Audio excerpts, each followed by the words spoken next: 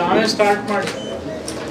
ನಮ್ಮದು ಇವತ್ತಿನ ಗಣರಾಜ್ಯೋತ್ಸವ ಮಾತ್ರ ಚೆನ್ನಾಗಾಗಿದೆ. ವಿಶೇಷವಾಗಿ ಹಾವೇರಿ ಮುನ್ಸಿಪಲ್ ಸ್ಕೂಲ್ ಅಲ್ಲ, ಭಾಳ ಚೆನ್ನಾಗಿ ಮಾಡಿದೆ. ಸಂಗೊಳ್ಳ ರಾಯಣ್ಣ ವಿಚಾರ ಮತ್ತು ಕಬ್ಬೂರ್ದು ಗ್ರಾಮೀಣ ಭಾಗದ ಒಂದು ಸ್ಕೂಲ್ ಬಂದಿದೆ, ಚಿಕ್ಕಬಾಸು ಲಾಸ್ಟ್ ಅಂಬೇಡ್ಕರ್ ಭಾಳ ಚೆನ್ನಾಗಿ ಮಾಡಿದ್ದಾರೆ. ಅವ್ರಿಗೆ ಕೃತಜ್ಞತೆ ಹೇಳ್ತಾ ಮತ್ತು ಇವತ್ತಿನ ವಿಷಯ ತಾವು ಪ್ರಸ್ತಾಪ ಮಾಡಬೇಕು.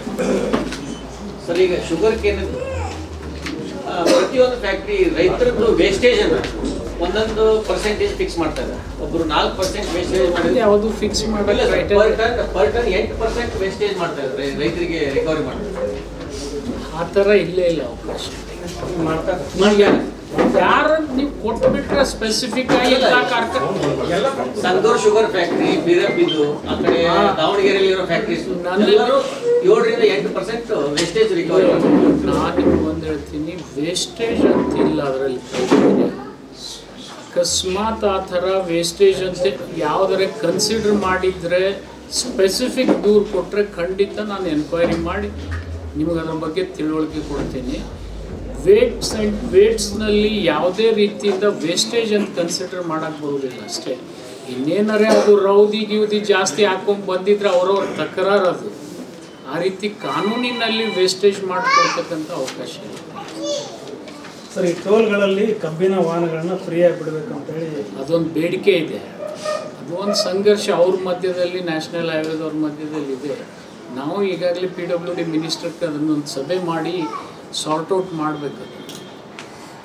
ಸರ್, ಜಿಲ್ಲೆ ಒಳಗೆ ವರದಾ ನದಿ ಇದು ಒಂದು ಇದ್ರ ನಮ್ಮ ಸಂಗೂರು ಸಕ್ಕರೆ ಕಾರ್ಖಾನೆಯಿಂದ ಕಲ್ಮಶವನ್ನು ನದಿಗೆ ಬಿಡ್ತಾ ಇದ್ದಾರೆ. ಆಮೇಲೆ PVM ಸಕ್ಕರೆ ಕಾರ್ಖಾನೆಯವರು ತ್ಯಾಜ್ಯವನ್ನು ತಂದು ರೈತರು ಹೊಲಗಳ ಹತ್ರ ಹಾಕ್ತಾ ಇದ್ದಾರೆ. ಇದರಿಂದ ಅಡಿಕೆ ತೋಟನ ಹಾಳಾಗಿದ್ದು ಮತ್ತು ನೀರು ಕೂಡ ಕಲುಷಿತ ಆಗ್ತದೆ ಸರ್.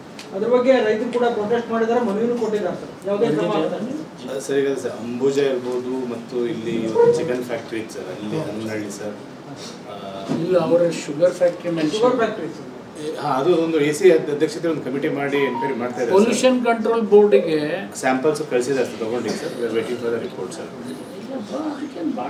AC ಅಧ್ಯಕ್ಷತೆ ಒಂದು ಕಮಿಟಿನ ಮಾಡಿದೆ ಸರ್. ಸಮಗ್ರ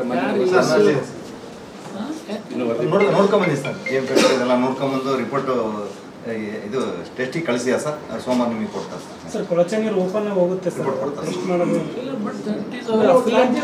ಒಂದು ನಿಮಿಷ, ಅಫಿಲೆಂಟ್ ಟ್ರೀಟ್ಮೆಂಟ್ ಪ್ಲಾಂಟ್ ಅವರೇ ಮಾಡ್ಕೋಬೇಕು, ಮ್ಯಾಂಡೇಟರಿ.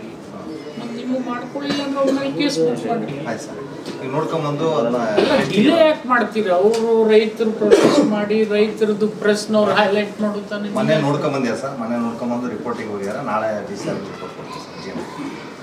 ಕ್ರಮ ಮಾಡ್ತೀವಿ ಸರ್. ಹಾವೇರಿ APMC ಭಾಳ ಡೆಲಿಬ್ರೇಟೆಡ್ ಕಂಡೀಷನ್ ಆಗಿದೆ, ಏನಾದರೂ ಅದಕ್ಕೆ ರೀಸನೇಟಿಂಗ್ ಇಲ್ಲ.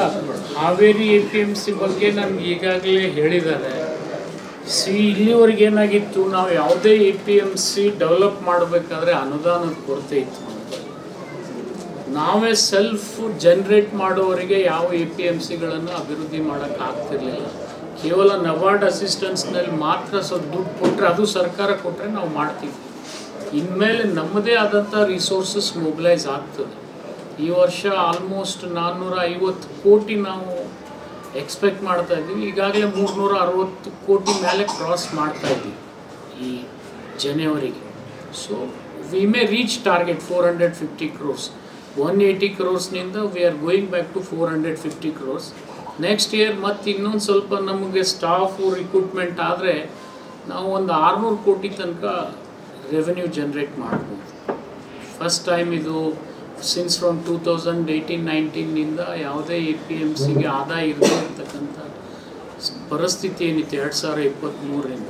ಬಟ್ ಆದಾಯ ಒಂದೇ ಅಲ್ಲ, ಸವಲತ್ತುಗಳು ಕೂಡ ಇವತ್ತು ರೈತರಿಗೆ ಸೃಷ್ಟಿ ಆಗ್ತಾ ಇದ್ದಾವೆ. ಪೇಮೆಂಟ್ಸು ಕರೆಕ್ಟ್ ಮಾಡ್ತಕ್ಕಂಥ ಪ್ರಯತ್ನ ಮಾಡ್ತೀವಿ ಸರ್. ಸವಣೂರು ತಾಲೂಕು ಗುರುಗುರಮಲ್ಲೂರು ಗ್ರಾಮ ಪಂಚಾಯತಿ ವ್ಯಾಪ್ತಿಯಲ್ಲಿ ಚಳ್ಯಾಳ ಅಂತ ಒಂದು ಗ್ರಾಮ ಬರುತ್ತೆ ಸರ್.